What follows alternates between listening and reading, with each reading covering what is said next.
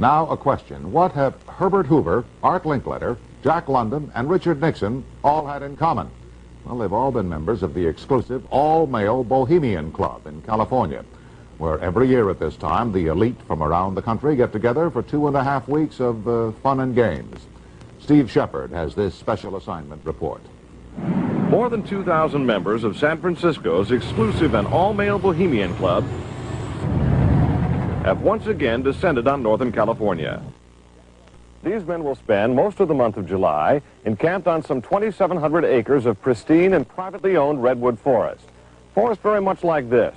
The place is called Bohemian Grove, and it's located just 80 miles north of San Francisco. The Grove is the Bohemian Club's summer retreat, and its facilities are hidden beneath lush forest canopy extending south from the banks of Sonoma County's Russian River. For more than a century, the camp has been a place where club members and guests from all across America gather to relax. The retreat is divided into dozens of small camps, the most prominent of which is called Mandalay. Among its members are businessmen like Leonard Firestone and Edgar Kaiser, and political figures like Gerald Ford, Henry Kissinger, William French Smith, and George Shultz.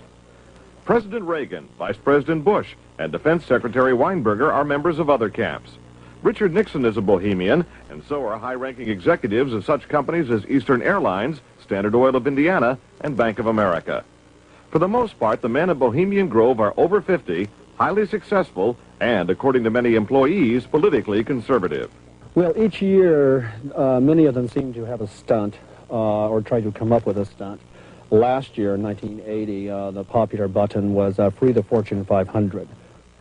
Membership in the Grove is by invitation only and is determined by such factors as social standing, occupation, and personal connections. Privacy is one of the Grove's most cherished virtues. Members may not photograph, record, speak, or write about activities at the retreat. While many public officials are Grove members, the press is a distinctly unwelcome guest. We're from ABC News. Well, get back there. Can we talk to somebody in the... Get back there. Anyone willing to navigate a boat up the Russian River can get a glimpse of the northern edge of the compound, but that's about all. Still, there are outsiders who have researched the Grove. Sociology professor William Dumhoff found out enough to write a book on the place. Well, I think it's a playground for the powerful. It's a place where wealthy men from all over the United States gather for 2 weeks to relive summer camp with this ceremony called the cremation of care that begins the 2-week encampment where the body of dull care, symbolizing woes and concerns, is burned on an altar in front of a big owl statue. When that ceremony ends, they all start to cheer and yell and hand each other a beer. Other regular activities include the production of 2 plays, one of which involves major sets, orchestral music, and extravagant costumes. The other play appears to be just a bit on the lighter side, at least judging from these old photos. Members also spend time swimming, hiking, relaxing in the sun, and doing a bit of drinking from the Grove's own privately labeled spirits. Like a boys' camp, the Grove has a symbol, in this case a somewhat fierce-looking owl. It also has a patron saint, St. John of Nepomuk, a legitimate 13th century Bohemian canonized for his sense of honor. What the Grove does not have is any women, not even as employees. Despite its camp-like atmosphere, the Grove does host some serious business. To the degree that there's anything important happens at the Bohemian Grove, it's political. The important speeches that have been made at the Bohemian Grove have been made, for instance, and the best example, by Richard Nixon. Eisenhower gave a speech there. It was the first time the West Coast establishment really saw him close up. Discussions at the Grove in the 1930s helped lead to the development of nuclear power and the atomic bomb.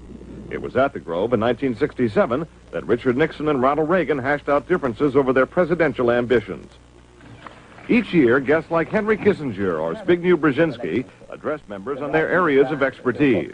Presidential counselor Edwin Meese will be among this year's speakers. And each year, other guests come to the Grove simply to enjoy themselves. This year, CIA Director William Casey is a scheduled guest of John McCone, former CIA Director.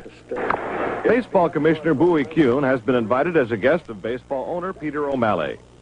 Despite the presence of so many notables, the Grove is not without its small headaches. Anti-nuclear demonstrators gathered near the entrance to the retreat this year to wave signs and chant slogans. The Grove is also facing a suit from the state of California because it refuses to hire women. Still, the Bohemian Grove seems in no danger of passing. Herbert Hoover called it the world's greatest men's party. And there is a list of powerful people waiting to get in on it. Steve Shepard, ABC News, San Francisco.